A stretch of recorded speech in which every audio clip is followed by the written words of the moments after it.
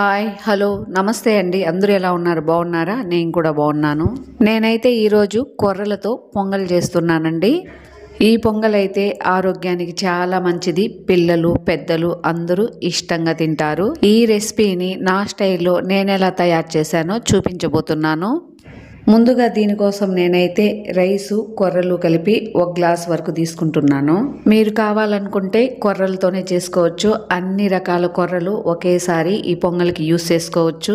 ఇప్పుడు వీటిని నీట్గా కడిగేసి 2 గంటలైతే నానబెట్టుకుంటున్నాను.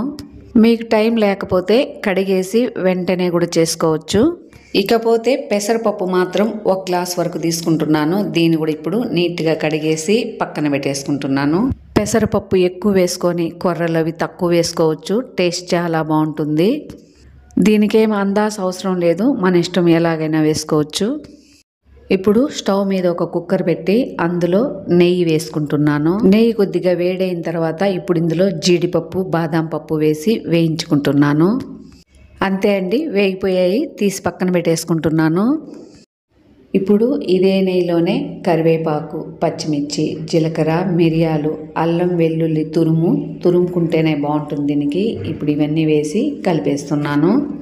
ఇవన్నీ కొద్దిగా వేగిన తర్వాత ముందుగా అయితే పెసరపప్పు కడిగి పక్కన పెట్టుకున్నాం కదా, అది కూడా ఇప్పుడు ఇందులో వేసి కలిపేస్తున్నాను. ఈ పొంగలికి పెసరపప్పు కొద్దిగా నెయ్యిలో వేగితేనే టేస్ట్ చాలా బాగుంటుంది. పెసరపప్పు కూడా కొద్దిగా వేగిపోయింది. ఇప్పుడు ఇందులో పసుపు, ఇంగువ వేసి కలిపేస్తున్నాను. పొంగల్కి ఇంగువ వేస్తేనే టేస్ట్ చాలా బాగుంటుంది. ఇప్పుడు ముందుగా కొర్రలు బియ్యము నానబెట్టుకున్నాం కదా, అది ఇప్పుడు ఇందులో నీళ్ళతో సహా వేసేస్తున్నాను. బియ్యము కొర్రలు పెసరపప్పు అయితే 2 గ్లాసుల వరకు తీసుకోండా నేను. అంటే 1 గ్లాస్కి 3 నుంచి 3.5 గ్లాసు వాటర్ అయితే పడుతుంది. కొన్ని కొర్రలు తొందరగా ఉడికిపోతాయి, కొన్ని కొర్రలు కొంచెం లేట్ అవుతుంది. దాన్ని బట్టి 3 నుంచి 3.5 గ్లాసు వాటర్ తీసుకోవచ్చు, ఏం కాదు. ఇప్పుడు సరిపడా ఉప్పు వేసి కలిపేస్తున్నాను. కుక్కర్కి మూత పెట్టేసి 3 విజిల్ వచ్చేంత వరకు అయితే మెత్తగా ఉడికించుకునేస్తున్నాను. ఇప్పుడు ఒక మిక్సీ జార్లోకి కొద్దిగా కరివేపాకు, పచ్చిమిర్చి, జీలకర్ర, మిరియాలు, అల్లం వెల్లుల్లి వేసి ఇలా కచ్చాపచ్చాగా మిక్సీ పట్టి పక్కన పెట్టేసుకుంటున్నాను.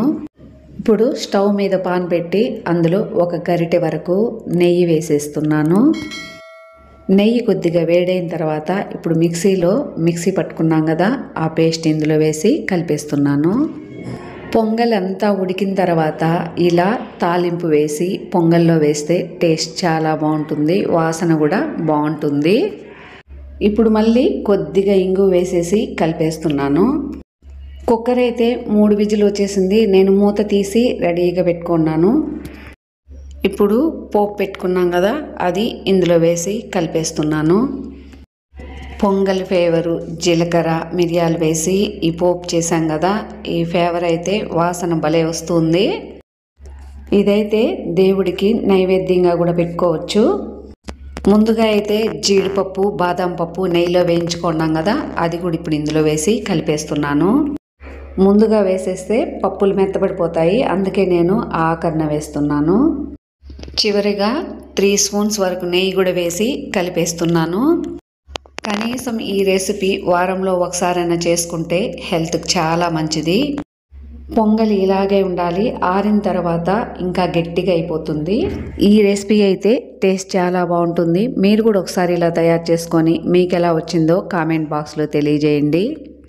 నా వీడియోస్ మీకు నచ్చినట్లయితే లైక్ చేయండి, షేర్ చేయండి, సబ్స్క్రైబ్ చేసి సపోర్ట్ చేయండి. ఓకే అండి, మరొక వీడియోలో కలుద్దాం.